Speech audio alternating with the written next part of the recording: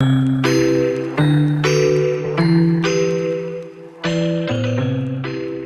everyone. Welcome back to the Dethroning Your Inner Critic YouTube channel. So for those of you who don't know me, I am Joanna Kleinman, licensed psychotherapist, creator of the Mind Method and the Mastering Your Mind program, and the community of women from all over the world within my program. I am the best-selling author of the book, Dethroning Your Inner Critic, the 4-step journey from self-doubt to self-empowerment, and the host of the Dethroning Your Inner Critic podcast. And I am very grateful to my 75,000 loyal listeners to my podcast. So I'm happy that you're here on the YouTube channel.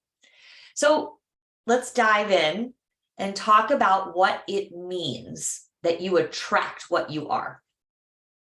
So science has proven that 95% of our brain's activity is unconscious, okay? So what does that mean? That means that the majority of the thoughts we have, the beliefs we have, the decisions we make, the actions we take, the emotions we experience, and the behaviors that we engage in based on those emotions are actually dependent on the 95% of the brain activity that lies beyond your conscious awareness. And that unconscious part of your mind is the voice that I call your inner critic. So your inner critic is the part of you that believes that once you have all the things that you don't yet have, but you really, really want, that's when your life will finally be what you want it to be. So you visualize what you want from that vantage point of all that you don't have, right? So once I get that money, once I get that promotion, once I get that relationship, once I fix this relationship, right? Once my kids are launched, whatever it is, once I get to that optimal level of health. So you believe I can't feel the way that I want to feel until I have those things. More money, more clients, a better relationship.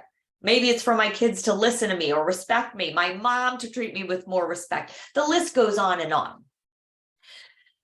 So when you are in that automatic unconscious mind, what you wake up with every day is the experience that you and your life are not yet what it needs to be. And that doesn't feel good. So you might find yourself worrying a lot, stressed, overwhelmed, frustrated, tired, uninspired, unmotivated, and certainly not feeling a whole lot of joy. And that is exactly why you keep attracting situations and circumstances that continue to make you feel this way. Because chances are you're probably trying to find some blueprint or strategy to get you the things that you want. But here's the thing that most people don't understand. That's actually not how we get the life that we want. That's actually how we keep perpetuating the same emotions and experiences that we don't want. So if you think about the areas of your life that just seem to be naturally going really well, right? Maybe it's a relationship in your life that's just so wonderful and easy. Could be with a long-term friend, right? Or, right, maybe you are somebody that your career is just flowing, right? It's like you just find so much ease and flow in that area of your life, okay? So whatever area of your life is going really well, I want you to consider that that area is going really well because you automatically and unconsciously believe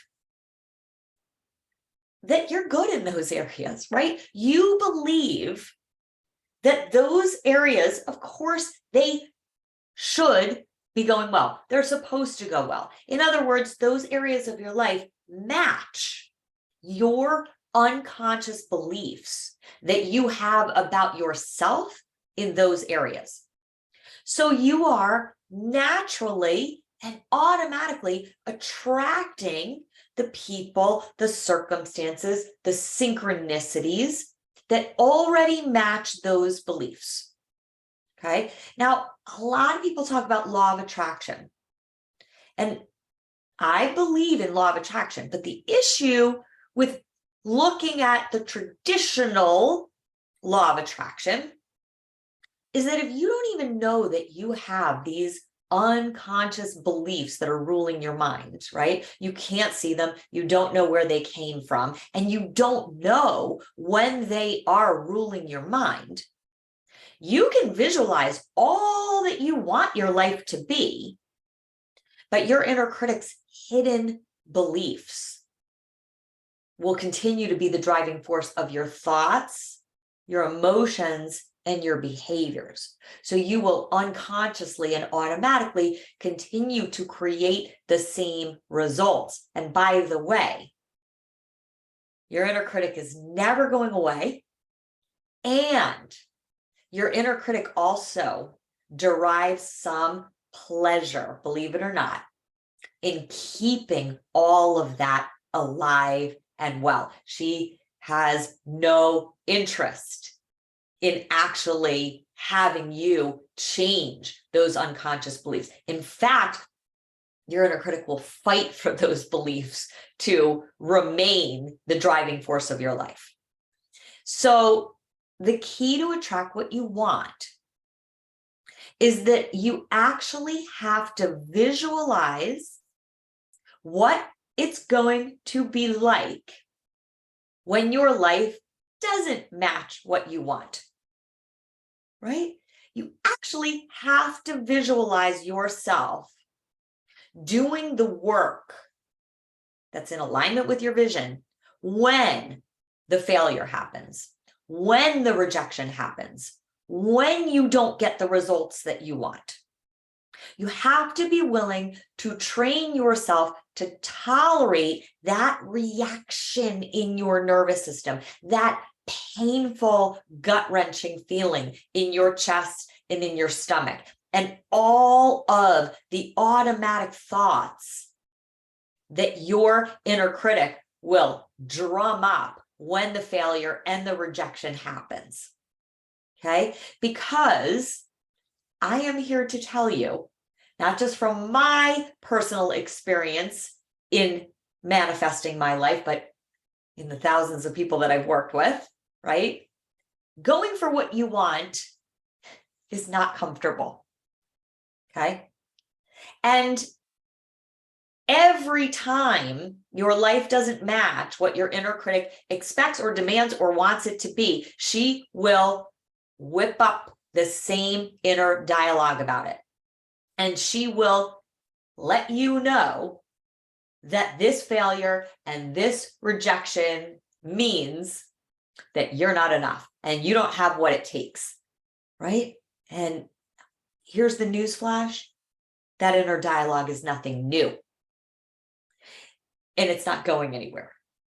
So our greatest power that we have is being able to see it so clearly, to put it on the palm of our hands, such that when you see her, you're able to unhook yourself from her and align yourself consciously with very different thoughts, very different beliefs, very different emotions that have you taking very different behaviors.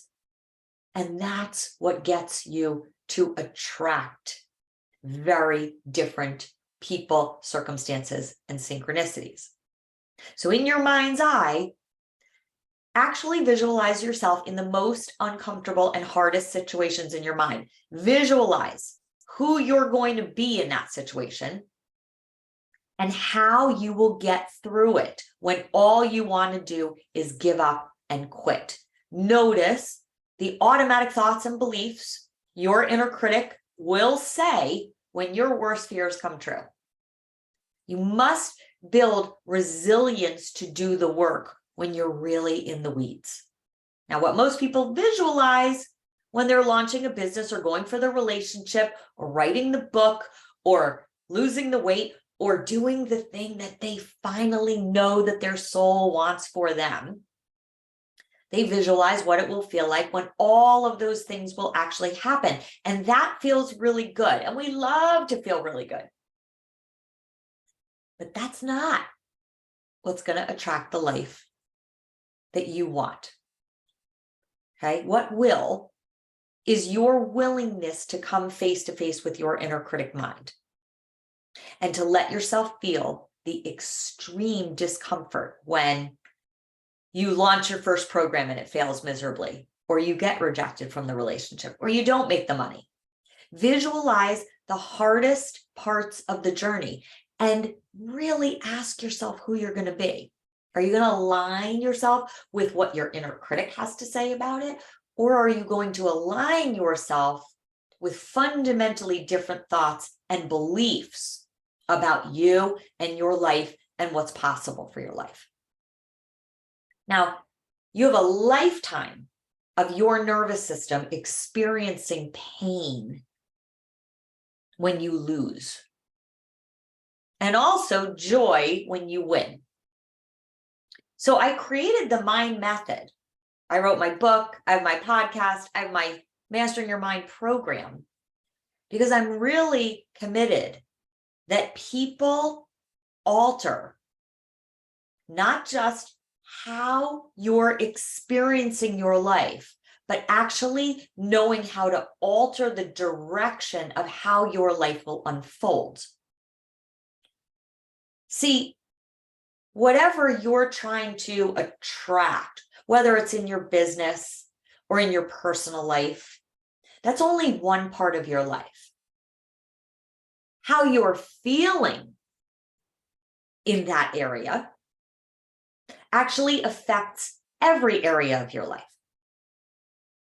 So if you're feeling stress or overwhelm or fear in your business, that's going to impact every area of your life, your personal relationships, the way you think and feel about yourself, the energy that you put out into the world, how you're going to show up every day. And so, of course, all of that has a ripple effect in what you're producing in your business.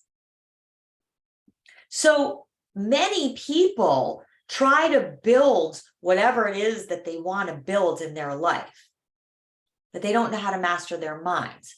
And so therefore, while they're on the journey of building whatever it is they're building, they're in a constant state of stress and overwhelm. So when you don't know the difference between your inner critic mind and actually who you really are, right?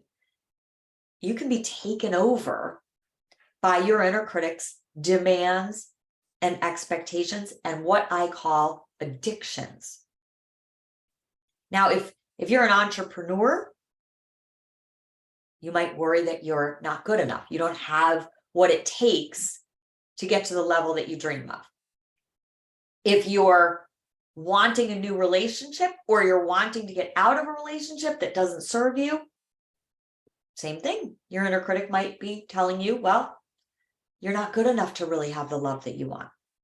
So this is your inner critic mind at work. It will keep you stuck in your insecurities and doubts. It will compare you to other people, maybe in your industry. It will compare you to some perfect version that you have in your mind about yourself and the life you should be living,